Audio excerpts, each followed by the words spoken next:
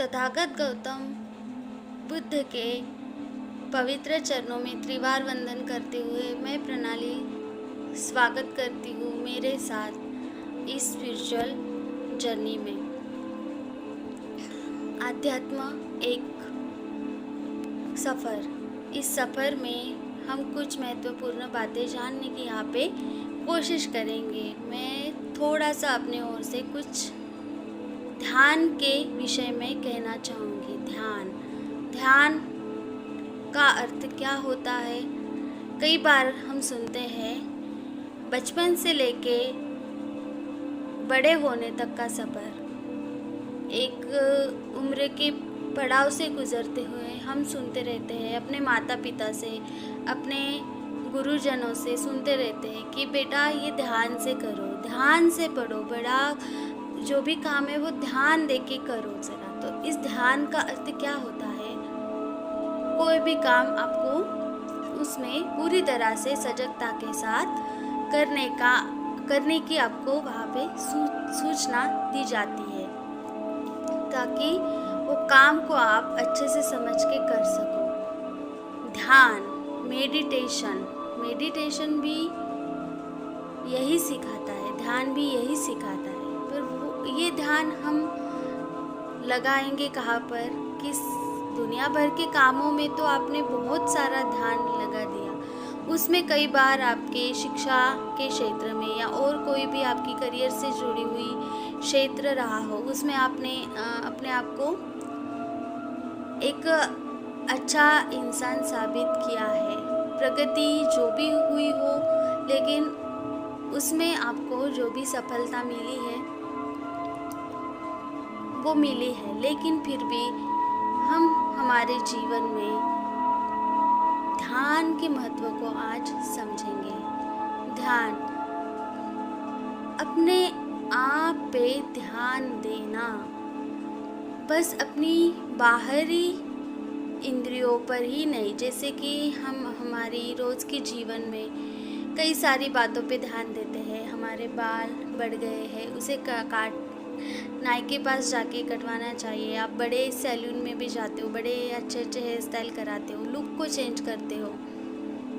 रोज़ का रूटीन, रोज़ की जो जीवन शैली उसे फॉलो करते हो। नहाना धोना, खाना पीना, ये सारा आप ध्यान से करते हो, अपनी पसंद अनुसार करते हो।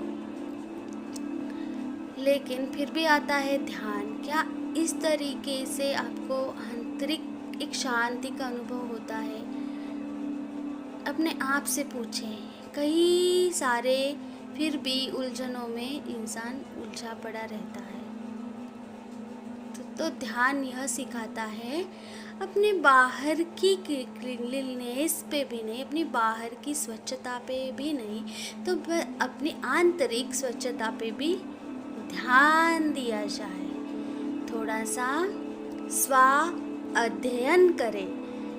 हम देखते हैं कि प्राथमिक शिक्षा में हमें एक छोटा सा पैराग्राफ मिलता था, उसमें गुरुजन जो भी शिक्षक है, टीचर्स है, जो भी पढ़ाते थे, हम उस स्वाध्याय को फिर सॉल्व करते थे। इसको समझने की और चाहे भूल हो चूक हो उसको सॉल्व करने की कोशिश करते थे। लेकिन यहाँ पे स्वयं का ही अध्ययन करना है। तो ये अध्ययन करेंगे कैसे? मैं आपको कुछ कहना चाहूँगी। अपनी सांसों पे ध्यान देकर, अपनी सांसों पर ध्यान देते हुए, क्योंकि जब मैं ध्यान की खोज में निकली थी, एक शांति की खोज में निकली थी, तो मेरा सबसे पहला कदम यही था कि मैं एक ध्यान शिविर जो है करूं। तो वहाँ पे मुझे एक बौद्धिस्ट मंक थे, बौद्ध भिक्षु, जिन्होंने मुझे विपश्यना शिविर करने का, उनके द्वारा मुझे अवसर प्राप्त हुआ। कई और भी साधक थे उनके साथ में। तो विपश्यना ये हम प्राथमिक ध्यान की विधि कह सकते हैं, जहाँ पे श्वासों के द्वारा श्वासों पर ध्यान केंद्रित करते हुए आंतरिक शुद्धि का एक मार्ग खुल जाता है और साथ में आपका ज्ञान भी इससे बढ़ता है ज्ञान, सोचने समझने की शक्ति। क्या आपको जीवन में करना चाहिए, क्या नहीं करना चाहिए, कौन सा वो कदम आपके लिए, आपकी इस जीवन के लिए, इस संपूर्ण जो आपका बहुत ही मूल्यवान जीवन है, इस जीवन के लिए क्या आपको ज़रूरी है, कौन सी चीज़ों से आपको दूर रहना है, क्या जीवन में स्वीकारना है। यही बड़ी सजगता आपको ध्यान से मिलती है। मैं इस ध्यान विषय पर आगे भी आपके सामने आऊँगी और भी प्रकाश डालने का प्रयास अवश्य करूँगी। आज के लिए बस इतना ही। धन्यवाद।